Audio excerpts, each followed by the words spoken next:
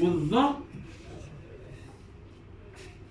والعين والغين، الفاء اهي، اللام، الميم، النون، الو والياء.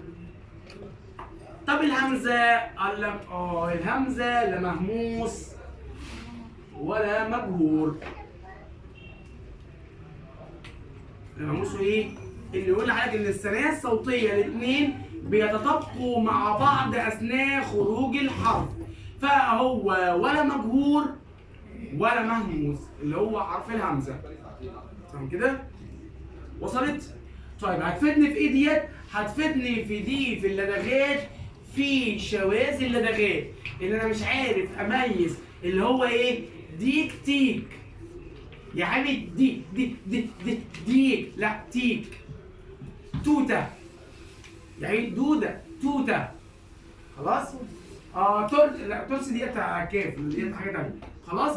فالشواذ هنا، الشواذ اللي هو حرف مكان حرف، ده كده ما بقاش شاذ، كده دوت اللي هو استبدال حرف مكان حرف، ودي لدغه. خلاص؟ وده عنده لدغه بس، ولكن في الصوت المجهور والمهموس هو مش عارف اميز بينهم.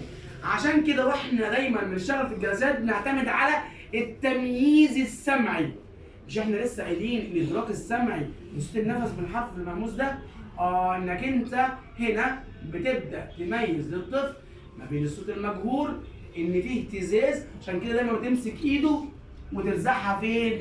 على زوره، عشان تبدا تميز له الصوت المجهور ان فيه اهتزاز، تضغط عليه كويس جدا. وصلت الحته ديت؟ فيها اي مشكله؟ ينطق الحاء والخاء اللي بينطق ما هو ده عندي شواذ. هنا عندي مشكله فين؟ في الخاء والحاء. ده واحد في وسط الحل وواحده الايه؟ نص الحل، فهو عنده هنا شواذ. ببدا ادربه لما اجي اشتغل على اللدغات، بدربه واعمل له عمليه تمييز برده سمعي، وان هو يبدا يحس بكل حرف والمخرج بتاعه، فبحط ايده هنا او بحط ايده هنا على حسب ان انا الحرف مخرجه فين. تمام كده؟ وصلت؟